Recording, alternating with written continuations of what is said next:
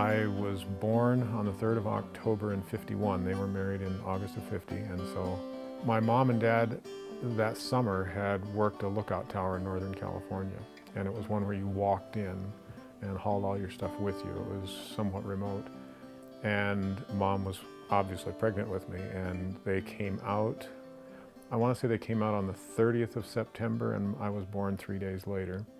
And the joke was that, you know, she'd have come early, my dad would have been delivering. Yeah, oldest of 5, 4 brothers and then a sister. There's 8 years less a day between us all. And by the time I finished first grade, they do not the same kind of testing that we do now, but similar stuff, you know, how well do you read, how well do you do math, and that sort of stuff. And I was way ahead of the game, and so the next year I was in 3rd, didn't do 2nd grade in school at all, just kind of jumped. And that was in Merced, and then the 4th year started in a little town near Yosemite, and then Dad was out looking at the job that he eventually took in Wyoming, and so we went there. We were raised fairly conservative Christian, a denomination that had its own schools and encouraged their members to send their kids to those schools. And as you might imagine, less readily available in a small town, which we almost always lived in, you know, Cottonwood to Grangeville-sized towns. We moved from Midwest Wyoming to Orofino in the beginning of my 7th grade year. Midwest did not have a little church school, so I'd gone to public school all the years we were there, and that was fine. But Orofino did have a church school, and so for reasons I'm not entirely sure of, other than just continuity, Mom and Dad felt it was important for me to start the school year in a church school setting, so that by the time the family had actually moved to Orofino, I would be in sync with the curriculum and stuff that they had. And so I went to live with my grandmother on my mom's side, who taught at a school that was elementary through 12th grade. And so lived with her for the first half of the year in my 7th grade year. So I was 10 when I moved out to California to be with my grandmother. And then around Christmas time, I think, moved back to Orofino, which the family had moved to in the interim.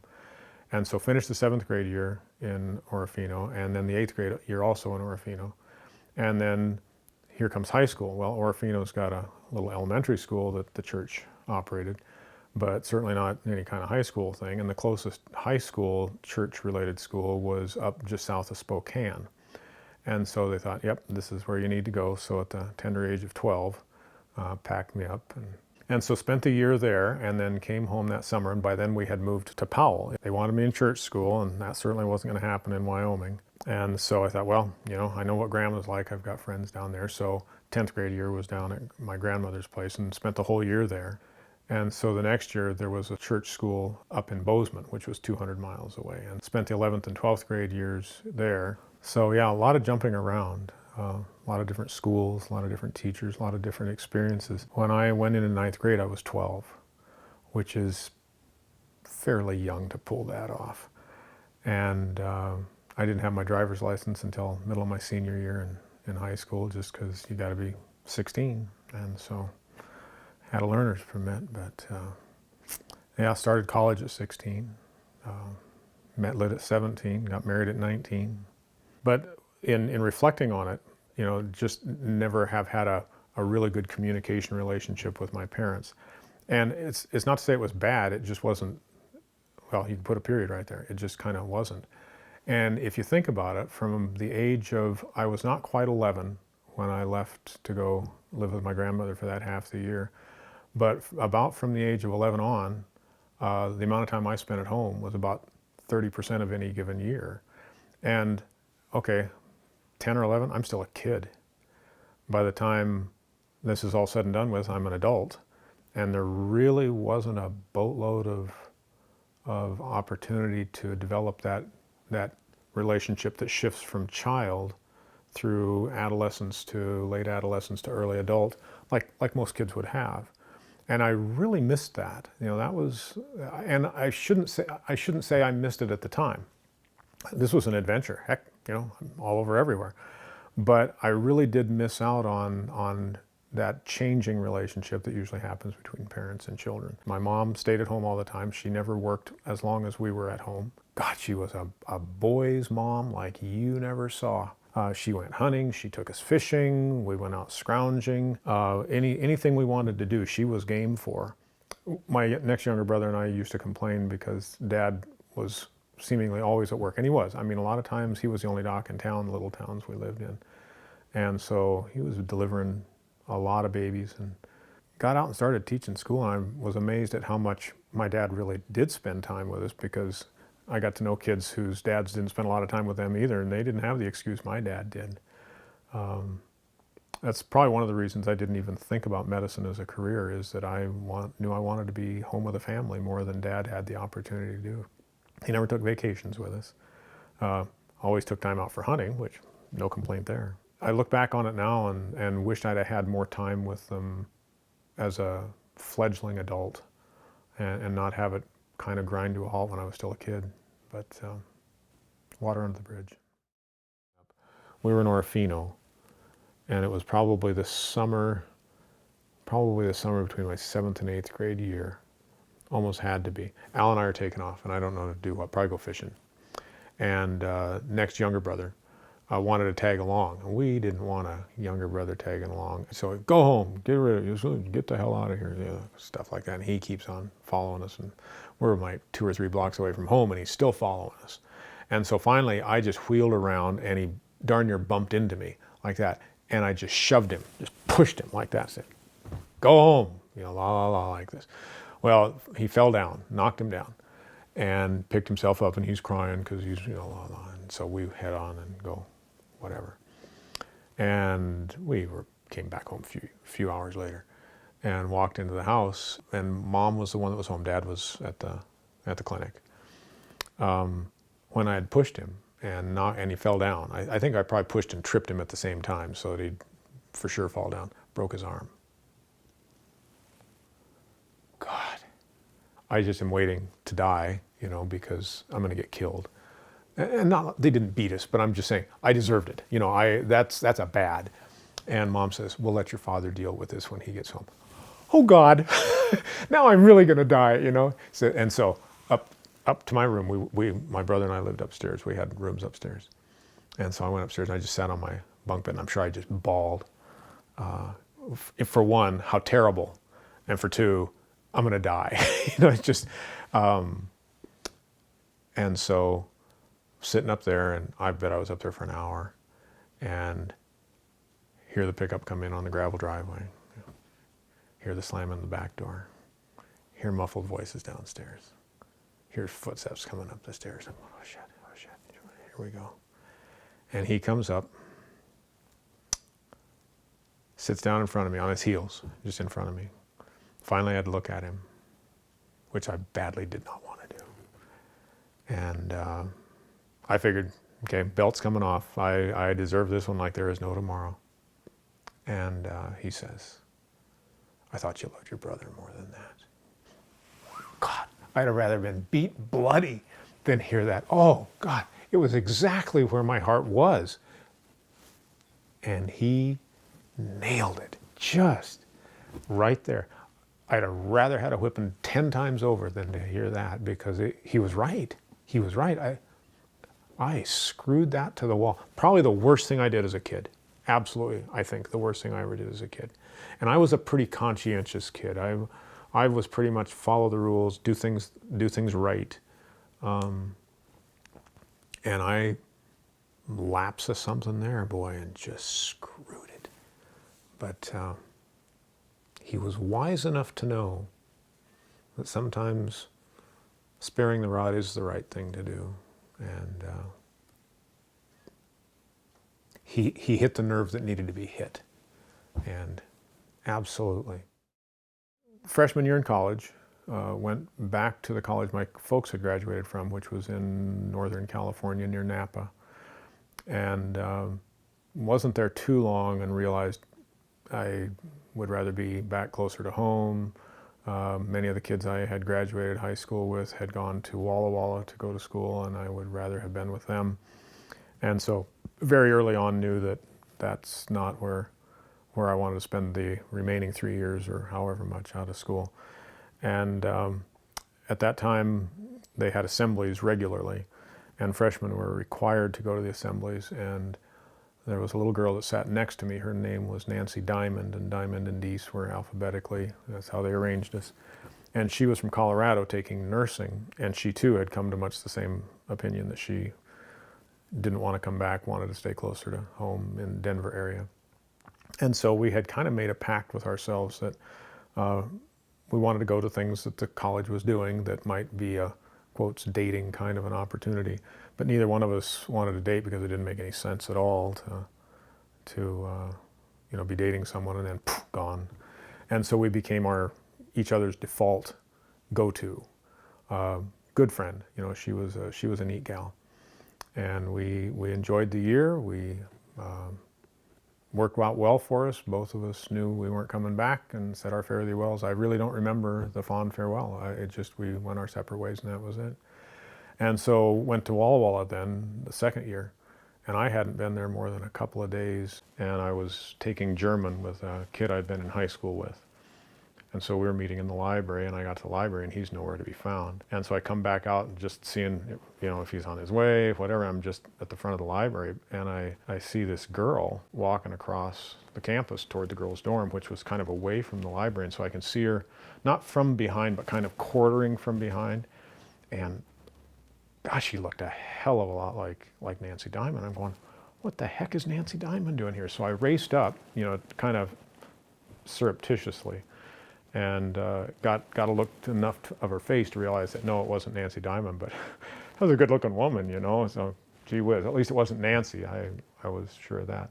And then a few days later, showing up for the German class at the library, and again, Neil is late, and I look over and he's talking to this very girl. So I go over to, tag him, because we only have a limited time to be in the library, and then it's somebody else's turn to come in. And he's asking, I'm just kind of listening, waiting for Neil to make a break and let's go to German.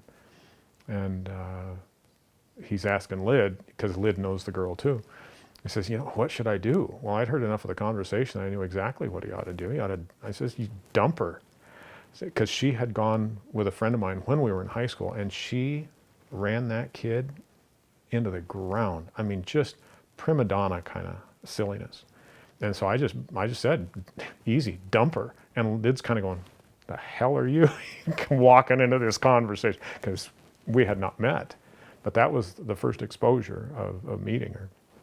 I knew it was the same girl I'd seen a few days before, but she didn't know me from Adam, and as far as she was concerned, I was probably an idiot right about then. But well, outside of being just smashingly good looking, she was just this sunny side up, bright, and I mean bright in every way. Bright like just beamy, bright like smart. We just really, really had a grand time just talking. Still do. Just really, really good. Do we agree on everything? No. She has her ways of looking at things and I have mine, but we're very, very respectful of each other's opinions, and quite often in talking, things out, and why do you feel that way? Why do I feel that way? Why do I see it this way? We both learn and grow from the experience. Amanda was born in '74, the day before my birthday, so that made another October baby in the family. Josh was born in February, and we had the choice. Oh, God, bad mistake there. He was born in 1976, and so outside of being the bicentennial year, it's a leap year. And we already knew that he was going to have to be cesarean, which meant we got to choose the day. And Lyd and I are both going, hot dang, let's have him on the 29th of February. How spectacular can it be? Yes, you can get your driver's license, you're only 4, But my mom got wind of it and had a fit. You can't do that to a child. He'll never have his birthday on the right day. Kids will laugh, whatever. Oh, she just was undone by it. She wasn't upset with us, just was feeling out loud for this poor child that would be saddled with a bozo birthday. So we made it the 27th, and I have no idea why the 27th. It just was a convenient day, I guess. We still kind of sort of stupidly celebrate twice on leap years, because there's the 27th and it could have been the 29th. And so Amanda did everything right on time. Everything. She started speaking early. She started walking right around her first birthday. I mean, teeth came out. Textbook. Josh? He wasn't verbal as early, but then second children often aren't.